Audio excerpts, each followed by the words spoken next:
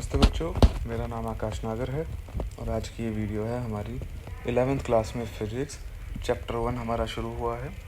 उसका आज ये पार्ट 2 है। पिछले वाले चैप्टर में हमने पढ़ा था भौतिक राशियाँ क्या हैं, किन्हें भौतिक राशियाँ कहते हैं और ये कितने प्रकार की हैं, जिसमें मूल राशि और व्युत्पन्न राशि। मूल राशि वो जो हमें मान ली गई हैं, जो कि 7 हैं, और उनके अलावा जो भी बची वो व्युत्पन्न राशि। व्युत्पन्न का मतलब जो राशियाँ दूसरी मूल राशियों से मिलकर बनी हुई हों। तो उनके बारे में हमने सीखा था कि भौतिक राशियाँ कैसे हैं, क्या क्या हैं। उसके बाद मात्रक क्या चीज़ है, ये सब हमने देखा। तो मात्रक की परिभाषा वगैरह सी हो गई थी एक तरह से ही मोटा मोटा। अब मात्रक के बारे में थोड़ा सा हम जानते हैं। तो आज हम पढ़ेंगे मात्रक। तो कुछ जानकारी आपको पिछली वीडियो में देख दी गई थी। जो बच्चों ने पहली वीडियो नहीं देखी है वो पहले उस वाली वीडियो को देखेंगे, उसके बाद इस वाले वीडियो पे आएंगे। ये क्योंकि ये है पार्ट 2, चैप्टर 1 का पार्ट 2 और वो था पार्ट 1। तो उसमें देख लेना मात्रक के बारे में जो बताया, उसके बाद उससे आगे की चर्चा हम इस वाली वीडियो में करेंगे। तो मात्रक जो है, मात्रक की हमारे फिजिक्स में कुछ पद्धतियाँ हैं, मतलब कुछ हिस्सों में इसको बांट दिया गया है। वो हिस्से हैं 3।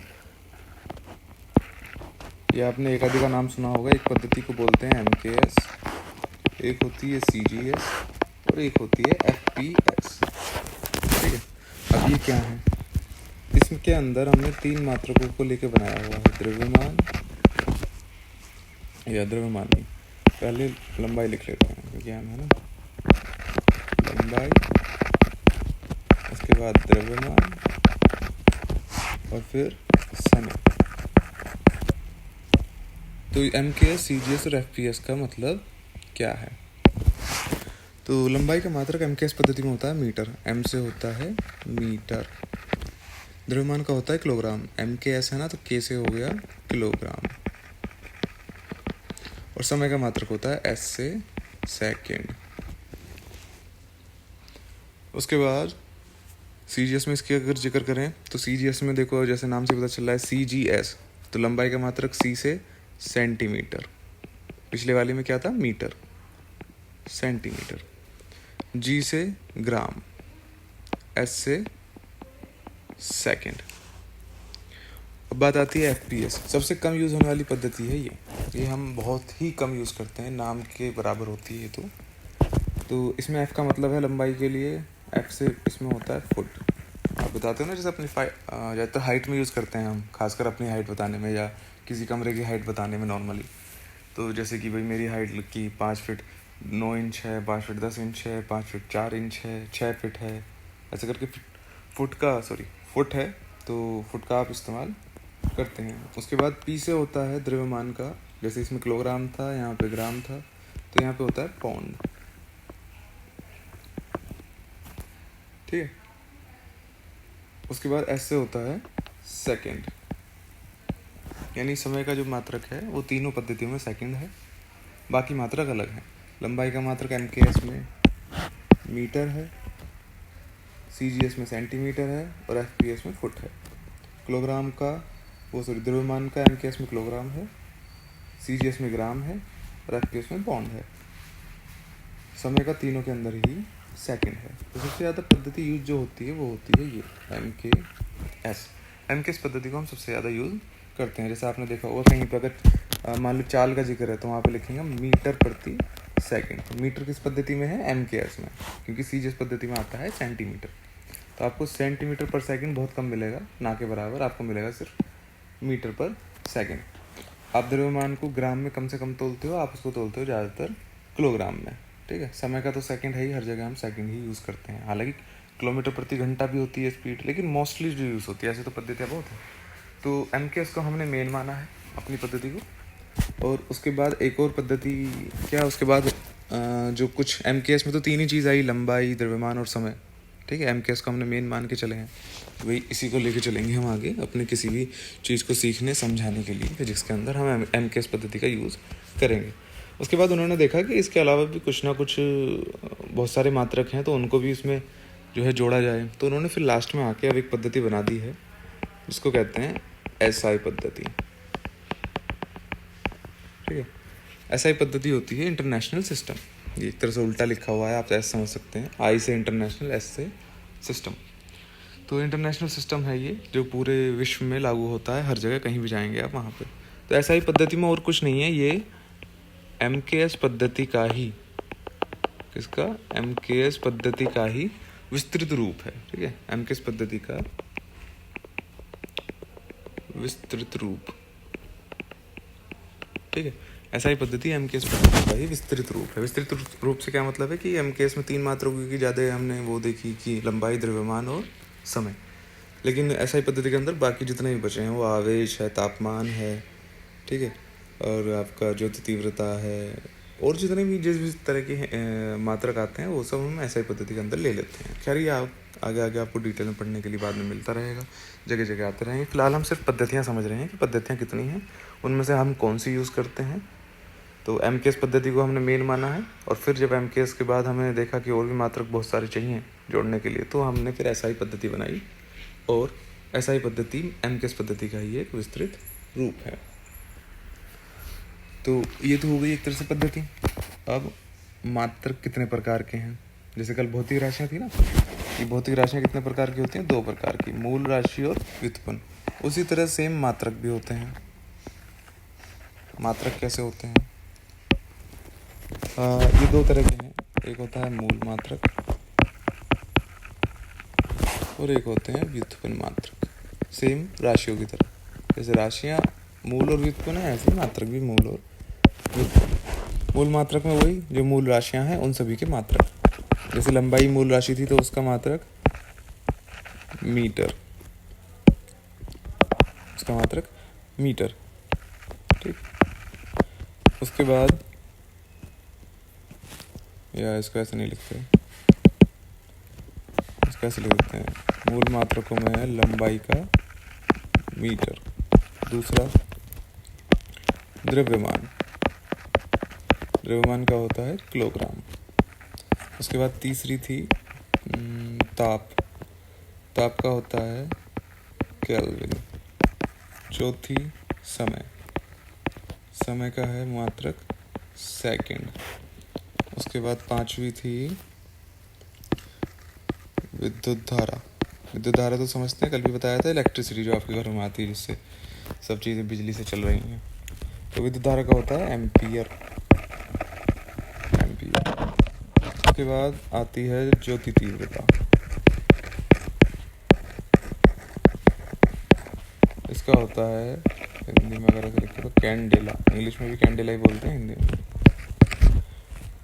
और 7वें नंबर पर आती है पदार्थ की मात्रा, पदार्थ की मात्रा ऐसे लिखते हैं, इसका मात्रक होता है मोल, जिसमें शायद आपने ज़्यादातर सभी सुने होंगे। तो जैसे 7 मूल राशियां हैं उनके 7 मूल मात्रक भी हैं, तो ये हमने मूल मात्रक मान लिए क्योंकि उन मूल राशियों के ही मात्रक हैं। तो व्युत्पन्न मात्रक क्या होंगे, वही सेम, जैसे दूसरी राशियों से मिलकर व्युत्पन्न राशियाँ बनती थी, ऐसे ही जो दूसरे मात्रकों से मिलकर बने हों वो व्युत्पन्न मात्रक। जैसे कि मान लो एग्जाम्पल के तौर पे चाल है, चाल होती है मीटर प्रति सेकंड, ठीक है, इसमें मीटर भी है और सेकंड भी है, ये दोनों क्या है, मूल मात्रक। लेकिन चाल किससे मिलकर बनी है, इन दोनों मूल मात्रकों से, तो ये मिलकर बनी हुई है 2 मात्रक से, तो इसलिए इनको क्या कहेंगे, व्युत्पन्न मात्रक।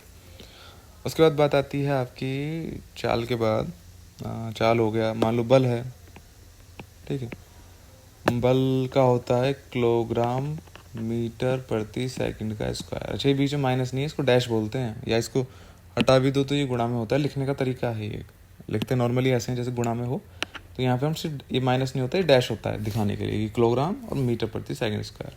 बल का मात्रक होता है किलोग्राम मीटर प्रति सेकंड स्क्वायर, या इसको ही न्यूटन भी कह देते हैं, ठीक है। तो अब बल किससे मिलकर बना है, किलोग्राम से, मीटर से और सेकंड से, ये तीनों ही क्या है, मूल मात्रक।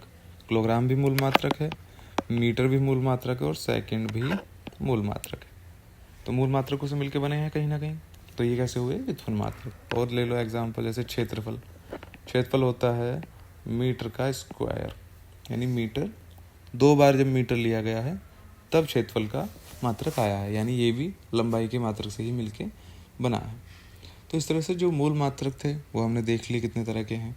उसके बाद बनते हैं उन्हीं सबसे व्युत्पन्न मात्रक। तो ये सब चीज़ें रही। इसके अलावा मात्रकों में एक टाइप और होती है इनके अलावा, ये तो मैंने आपको बता दी है, इनको आप ऐसे ही नोट कर लेंगे जैसे कल व्युत्पन्न राशियाँ वगैरह नोट करी थी। इसके अलावा एक तरह के मात्रक और हैं, उन्हें हम बोलते हैं पूरक मात्रक। राशियाँ नहीं थी पूरक राशि, लेकिन मात्रक हैं। पूरक मात्रक में दो हैं, एक तो है कोण और एक है घन कोण। ठीक है, इनको अलग रखा गया है कैटेगरी में। घन कोण और घन कोण को अलग क्यों रखा गया है? क्योंकि कोण बराबर होता है चाप बटे त्रिज्या। चाप मान लो कोई ए बी है, ठीक है, और बटे त्रिज्या। तो चाप को भी किस में नापते हैं? मीटर में, ठीक है, और त्रिज्या भी मीटर में होती है, तो मीटर से मीटर कट गया। तो इस हिसाब से तो इसका कोई भी मात्रक नहीं होना चाहिए, क्योंकि मीटर से मीटर तो कट गया, अब तो कुछ बचा ही नहीं मात्रक के लिए, तो इसका मात्रक कोई होना नहीं चाहिए। घन कोण होता है क्षेत्रफल बटे त्रिज्या का स्क्वायर। तो क्षेत्रफल क्या होता है? मीटर का स्क्वायर, और त्रिज्या m है, लेकिन त्रिज्या को मीटर में नापते हैं, लेकिन त्रिज्या का स्क्वायर है तो यहाँ मीटर का स्क्वायर भी होगा, तो ये भी इससे कट गया, तो इसका भी कोई मात्रक नहीं होना चाहिए। तो अब इनके मात्रक तो कोई है नहीं, तो इसलिए इनका अब बताने के लिए कोई ना कोई मात्रक चाहिए अपनी तरफ से, कि बताएंगे कैसे कि कितना कोण है। तो हम डिग्री में नापते हैं नॉर्मली, अब तक आप सुनते आए होंगे कि 60 डिग्री 70 डिग्री। इसका जो मेन मात्रक हम इसमें अब यूज़ करेंगे 11th क्लास में जो है वो है रेडियन। कोण के लिए हम यूज़ करेंगे रेडियन, और घन कोण के लिए हम यूज़ करेंगे स्टेरेडियन। ठीक है, तो ये इनके मात्रक हैं, रेडियन और स्टेरेडियन। रेडियन मात्रक होता है कोण का और स्टेरेडियन मात्रक होता है घन कोण का। ठीक है, तो ये उम्मीद है कि आपको मात्रक यहाँ तक समझ में आ गए होंगे। तो पूरक मात्रक में इनको अलग क्यों रखा गया है? क्योंकि इनके कोई मात्रक नहीं होते, इनके मात्रक अपनी तरफ से ले लिए गए हैं और उनको पूरा कर दिया गया है। तो पूरा कर दिया गया है इसलिए इनको बोलते हैं पूरक मात्रक। तो अब इसके बाद ये आपने देख लिया यहाँ तक। उसके बाद क्या है? अब एक चीज़ होती है विमा। चैप्टर है आपका, चैप्टर में है विमीय विश्लेषण, उसे बोलते हैं हम विमा। अब प्रतिशत त्रुटि पढ़ाने से पहले हम विमा का जिक्र करेंगे। पहले हम विमा को पढ़ेंगे क्योंकि वो मात्रक से संबंधित है, और अभी हम सब कुछ मात्रक के बारे में सीख रहे हैं, तो विमा हमें आसानी से समझ में आएगी कि विमा चीज़ क्या है, विमा होती क्या है। ठीक है, तो विमा क्या है कि जब ये चीज़ें हैं जैसे कि लिखने के लिए, जैसे मीटर है, ठीक है, ये 7 मात्रक है, मान लो लंबाई का मीटर है, इसका किलोग्राम है, द्रव्यमान का, ताप का केल्विन है, ठीक है, और उसके बाद करी समय का सेकंड है, विद्युत धारा का एम्पियर है, और आपका ज्योति तीव्रता का कैंडेला है, और पदार्थ की मात्रा का मोल, ठीक है, MOL, मोल। तो जैसे मात्रक है, तो अब हम किसी भी, जैसे मान लीजिए चाल है, चाल को हम लिखते हैं मीटर प्रति सेकंड, ठीक है, मीटर प्रति सेकंड में। तो अब उन्होंने क्या किया कि इनको दर्शाने का कुछ और छोटा तरीका होना चाहिए जिससे हम इसको ज़्यादा अच्छे तरह से समझा सकें। तो उन्होंने इसको ना सिंबल दे दिए, सिंबल समझते आप, प्रतीक दे दिए। मीटर को उन्होंने कहा कि ये लंबाई है, इसका L से लेंथ होती है, यानी लंबाई, हम इसको L कहेंगे। द्रव्यमान M मास होता है, इसको हम M कहेंगे। एक सेकंड, मीटर को L कहेंगे, द्रव्यमान को M कहेंगे, ताप को केल्विन है, इसको K कहेंगे, सेकंड को इसको T कहेंगे, विद्युत धारा को हम K कहेंगे, कैंडेले को हम CD कहेंगे, और मोल को हम ये रख देते हैं मोल। ठीक है, इन्होंने इनको ये सिंबल दे दिए कि जहाँ जहाँ हम लिखेंगे सब समझ जाएंगे। L लिखा है तो यानी लंबाई की बात हो रही है, M लिखा है तो द्रव्यमान की, K लिखा है तो ताप की, T लिखा है तो समय की, A लिखा है तो विद्युत धारा की, और CD लिखा है तो कैंडेला की, और मोल लिखा है तो पदार्थ की मात्रा की। ठीक है, ये हमने सिंबल दे दिया।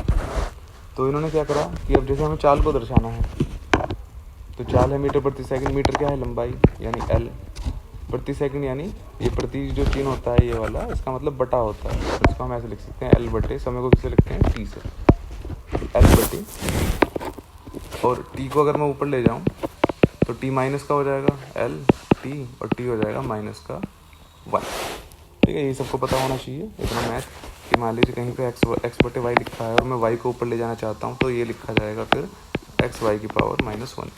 ये वाली चीज़ और ये वाली चीज़ अगर लिखे तो ये दोनों बराबर है, और अगर कहीं पे लिखा हुआ है एक्स वाई की पावर -1, तो इसको मैं ऐसे लिख सकता हूँ, इसको बटे में ले जाऊँगा तो एक्स वाई की पावर +1 हो जाएगी, और +1 को हम लिखते नहीं है, तो ये ऐसे मान लीजिए -2 है, एक्स बटे वाई का स्क्वायर है, तो इसको दूसरा तरीका लिखने का हो सकता है एक्स वाई की पावर -2। ठीक है, तो इस तरह से इतना मैथ सबको आना चाहिए, फिर भी मैंने आपको बता दिया। तो ये जो चीज़ें हैं, तो अब हमने यहाँ पे क्या किया, LT-1 कर दिया। अब ये T-1 आपको समझ में आ गया होगा कि T-1 क्यों किया गया है। तो अब इतना तो ठीक है। उन्होंने इसके बाद लगाया इसके साइड में ब्रैकेट, इसे कहा हमने विमा। अच्छा, यहाँ L की पावर क्या होगी, 1 को हम लिखते नहीं है, -1 है इसलिए हमने -1 लिखा हुआ है, L की पावर 1 होगी, 1 को हम लिखते नहीं है। तो ये जो ब्रैकेट लगाया है, इससे हमें पता चलता है जो ब्रैकेट के अंदर है ये विमा है। तो अगर नॉर्मल कोई चीज़ लिखी हुई है, मान लो कहीं पे M लिखा हुआ है, अब M से क्या हो सकता है, M से मास हो सकता है, मतलब द्रव्यमान भी हो सकता है, M से मीटर हो सकता है, M से और कुछ भी हो सकता है। लेकिन अगर आपने यहाँ पे ब्रैकेट लगा दिया तो अब ये विमा के अलावा और कुछ नहीं है। अगर आपने ब्रैकेट लगा दिए तो अब इसका मतलब है ये है विमा। ठीक है, इसको कहते हैं विमा। ब्रैकेट लगते ही अभी कंफर्म्ड है, इसलिए ये विमा की एक पहचान है। बिना ब्रैकेट लगाए अगर आप लिखेंगे तो फिर उसको कोई विमा नहीं मानेगा, और अगर विमा वाला सवाल है और आपने उसमें ब्रैकेट नहीं लगाए हैं तो वो नंबर भी कटते हैं उसमें, क्योंकि उससे पता नहीं चलता कि ये विमा लिखी है कि कुछ और लिखा हुआ है। ठीक है, अब विमा है क्या, विमा ये आपने समझ लिया कि विमा इसको बोलते हैं LT-1, और ये ब्रैकेट में जो हमारा निकल के आया। विमा हम बनाते हैं इन वाले सिंबल को यूज़ करके जितने अभी लिखे हैं, लंबाई का L, द्रव्यमान का M, और आपका इसका ताप का K, सेकंड का T, एम्पियर का A, कैंडेले का CD और मोल का MOL, और इनकी दोनों तरफ ब्रैकेट। तो विमा से हमें पता क्या चलता है, विमा से हमें पता चलता है कि किसी भी राशि को बनाने में, जैसे यहाँ पे राशि किसकी बात हो रही है, चाल की, ये भौतिक राशि है, कल पढ़ाई थी। ठीक है, भौतिक राशि में कौन सी राशि है, ये है व्युत्पन्न। ठीक है, दूसरी राशियों से मिलकर बनी है, मीटर और सेकंड से, तो व्युत्पन्न राशि है। अब चाल को बनाने में क्या क्या यूज़ हुआ है ये हमें विमा से पता चलता है। इससे पता चलता है विमा से कि चाल को बनाने में एक बार तो लंबाई का उपयोग हुआ है और एक ही बार समय का उपयोग हुआ है, यानी एक बार लंबाई और एक बार समय का उपयोग करके चाल बनाई गई है। यही तो है, लंबाई एक बार यूज़ हो रही है, समय भी एक बार यूज़ हो रहा है। एक और एग्जांपल ले लेते हैं, जैसे क्षेत्रफल है, क्षेत्रफल होता है मीटर का स्क्वायर, तो इसकी विमा क्या होगी, मीटर को लिखते हैं L में, इसका स्क्वायर है तो L का स्क्वायर, और ब्रैकेट लगा दो, क्षेत्रफल की विमा होगी L का स्क्वायर। तो ये इससे क्या पता चलता है कि क्षेत्रफल को बनाने में लंबाई का 2 बार उपयोग किया गया है। इससे पता चलता है लंबाई का 2 बार उपयोग किया गया है, इसी को बोलते हैं विमा। तो विमा की अब जैसे आप लिख रहे हैं विमा, आपने हेडिंग डाल रखी है, ये आपने लिख लिए होंगे साइड में साथ, मतलब आप वीडियो के बाद लिख लेंगे, चाहे इनको अभी समझ रहे होंगे। तो आप विमा की परिभाषा लिखेंगे, मैं बोल रहा हूँ, आप वीडियो पीछे करके दोबारा सुन सकते हैं कि किसी भौतिक राशि में वो क्या है यहाँ पे, चाल, किसी भौतिक राशि के मात्रक में, मात्रक क्या है, मीटर प्रति सेकंड, तो किसी भौतिक राशि के मात्रक में उपस्थित मूल मात्रक क्या है यहाँ पे, मीटर और सेकंड, ये 2 मात्रक हैं जो मूल मात्रक हैं। तो किसी भौतिक राशि के मात्रक में उपस्थित मूल मात्रकों की घात को, मूल मात्रक पे जो घात है 2 है, यहाँ पे 1 है, यहाँ पे भी 1 है, तो किसी भौतिक राशि के मात्रक में उपस्थित मूल मात्रकों की घात को उसकी विमा कहते हैं। तो इस घात को हम विमा कहते हैं। ठीक है, और इससे क्या पता चलता है वो मैंने बता दिया कि क्षेत्रफल में मीटर स्क्वायर तो L का स्क्वायर, यानी लंबाई का 2 बार उपयोग किया गया है। चाल में LT-1 यानी कि लंबाई का 1 बार और समय का भी 1 बार उपयोग किया गया है। -1 सिर्फ ये दर्शा रहा है कि ये नीचे से हम ऊपर ले गए हैं, लिखने का तरीका। L/T लिखेंगे तो बटे में लिखना पड़ेगा फिर, तो ताकि हमें थोड़ा आसान हो जाए, एक ही लाइन में लिखा जाए, तो LT-1, ऐसे ही L का स्क्वायर। तो इस तरह से, जैसे त्वरण है, एक और ले लेते हैं, चलो एग्जाम्पल क्लियर हो जाए थोड़ा। त्वरण होता है मीटर प्रति सेकंड का स्क्वायर, तो मीटर को लिखते हैं L से, और ये जो प्रति वाला चिन्ह है ये बटा होता है एक तरह से, मीटर प्रति सेकंड स्क्वायर, तो L बटे सेकंड का है समय, समय को लिखते हैं T से। यहाँ गलती ये मत करना कि सेकंड को S लिख दो, सेकंड है समय, समय को लिखते हैं हम T से, और सेकंड का स्क्वायर है तो T का स्क्वायर। ठीक है, दोनों तरफ ब्रैकेट। अब क्या करेंगे, T को ऊपर ले जाओ, तो T किसका हो जाएगा, माइनस का, LT-2। तो त्वरण की विमा क्या हो गई, LT-2। इससे क्या पता चलता है कि त्वरण को बनाने में लंबाई का एक बार उपयोग किया गया है और समय का 2 बार उपयोग किया गया है। ये आप देख लो, लंबाई का एक बार उपयोग है, मीटर एक बार है, और समय का 2 बार उपयोग है, इसलिए समय का स्क्वायर है। तो ये हमें पता चलता है विमा से। तो फिलहाल आज हमने एक विमा का टॉपिक शुरू कर दिया है थोड़ा, बाकी कल अगली वीडियो में मतलब जब भी चांस होगा उसमें विमा को अच्छे से डिस्कस किया जाएगा कि विमा क्या है, इसके उपयोग क्या है, विमा क्यों सीखते हैं। मोटा मोटा मैंने बता दिया कि विमा क्या है, क्या बताती है विमा हमें किसी चीज़ के बारे में। बाकी इसका उपयोग कैसे करा जाता है वो हम अगली वीडियोज़ में सीखेंगे। तब तक के लिए उम्मीद है आप इसको करके रखेंगे अपने काम को, ठीक है। और काम कैसे करना है वही जैसे ऊपर मैंने बताया था, आप इसमें मात्रक डाल लेंगे, ये वाली चार्ट बना लेंगे, फिर एसआई पद्धति के सामने लिख देंगे। एमकेएस पद्धति का ही विस्तृत रूप एसआई पद्धति होता है। फिर मात्रक 2 प्रकार के हैं, मूल मात्रक, व्युत्पन्न मात्रक। ये इसके व्युत्पन्न के एग्जाम्पल हैं और लेफ्ट साइड में इसके। तो मूल मात्रक 7 हैं इसलिए 7 ही एग्जाम्पल दिए हैं। व्युत्पन्न मात्रक बहुत सारे हो सकते हैं इसलिए एग्जाम्पल 3 देके हमने छोड़ दिया है। उसके बाद इसमें 2 मात्रक और हैं, पूरक मात्रक और घन पूरक मात्रक, जो कि कोण और घन कोण है, उसको आप लिखेंगे। उसके बाद आती है विमा। विमा क्या चीज़ है वो मैंने बताया, विमा की परिभाषा में बोल चुका हूँ, फिर भी एक बार बोल रहा हूँ जिन्होंने नहीं लिखी है। विमा डाल के आप परिभाषा लिखेंगे कि किसी भौतिक राशि के मात्रक में उपस्थित मूल मात्रक की घात को विमा कहते हैं। और विमा क्या बताती है ये मैंने आपको बता दिया, इस तरह से आप नोट कर लेंगे। ये एग्जाम्पल दे देंगे चाल का, क्षेत्रफल का, त्वरण का, ठीक है। इनकी विमा क्या है ये आपके सामने लिखी हुई है। बाकी इसका हम बारे में डिस्कशन अगली वाले वीडियो में करेंगे। तो तब तक के लिए थैंक यू।